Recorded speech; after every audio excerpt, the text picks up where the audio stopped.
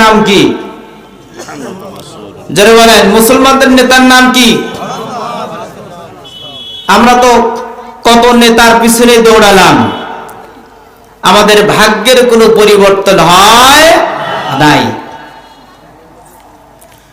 আমাদের এই জীবনে যার যে বয়স হয়েছে 30 বছর, 50 বছর, 60 বছর, 70 বছর, 80 বছর, এই বয়সে আমরা অনেক নেতার পিছনে দৌড়েছি, কিন্তু আমাদের ভাগ্যের কোনো পরিবর্তন হয় নাই। শুধুমাত্র নেতার ভাগ্যের পরিবর্তন করতে পেরেছে, কিন্তু জনগণের কোনো কল্যাণ হতে হয় নাই। তাহলে এই ভাগ্যের পরিবর্তন না হওয়ার কারণ কি? কারণ হলো একটাই, মুসলমানদেরকে যেই নেতার পিছনে দৌড়াতে হবে সেই নেতার পিছনে না দৌড়িয়েছি আমরা পাতি নেতাদের পিছনে। কথা বলেন ঠিক কিনা? যারা নিজের পেটকে ভরানোর জন্য, পকেট ভর্তি করার জন্য, ব্যাংক ব্যালেন্স বাড়ানোর জন্য শুধু দৌড়িয়েছে, জনগণের টাকা আত্মসাৎ করেছে, জনগণকে শুধুমাত্র ব্যবহার করেছে। কথা বলেন ঠিক কিনা? আমার ভাইরা, বাস্তব যে চিত্র সেটি হলো বর্তমান আমার দেশের যে অবস্থা, আমরা স্বাধীনতার পর থেকে যে সমস্ত নেতাদের দেখলাম, এই নেতারা নিজেরা বড়লোক হয়ে গেছে, দেশের টাকা বিদেশে পাচার করেছে। কথা বলেন ঠিক কিনা? কোটি কোটি মার্কিন ডলার বিভিন্ন দেশে তারা পাচার করেছে। বিদেশের মাটিতে তাদের 200-250 করে বাড়ি। শুনলেই আমরা আশ্চর্য হয়ে যাই। মানুষের একটা বাড়ি থাকতে পারে, 5টা বাড়ি থাকতে পারে, 10টা থাকতে পারে, কিন্তু 200-250 বাড়ির কি দরকার?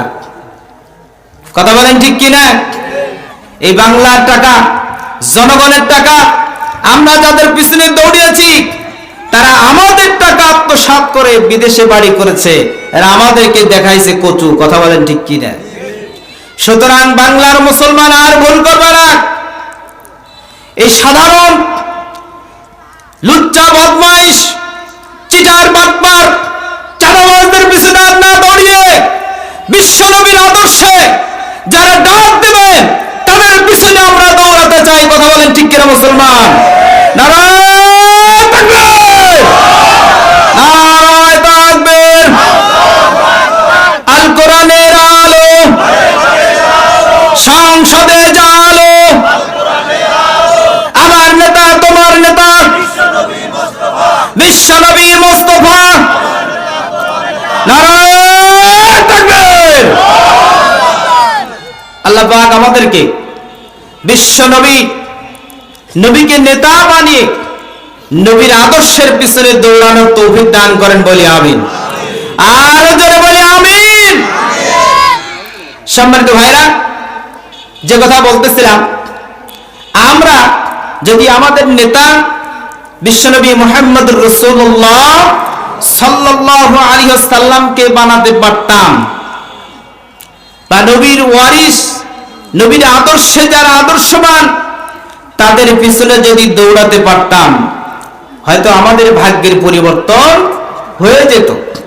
আমরা একটা সুন্দর সোনালী সমাজ পেতাম, একটা রাষ্ট্র পেতাম। কথা বলেন ঠিক কিনা? যেই রাষ্ট্রের মানুষ নির্ভয়ে নিরাপদে ইসলাম মানবে, কোরআন হাদিসের হুকুম আহকাম মানবে, কেউ কারো অধিকারের উপর হস্তক্ষেপ করবে না। কিন্তু আমরা সেটা না করে দৌড়িয়েছি বদমাইশদের পিছনে, চিটারদের পিছনে, লুটতরাজদের পিছনে, যারা জনগণের টাকা আত্মসাৎ করে শুধু নিজের ব্যাংক ব্যালেন্স বাড়িয়েছে, তাদের পিছনে আমরা দৌড়াচ্ছি।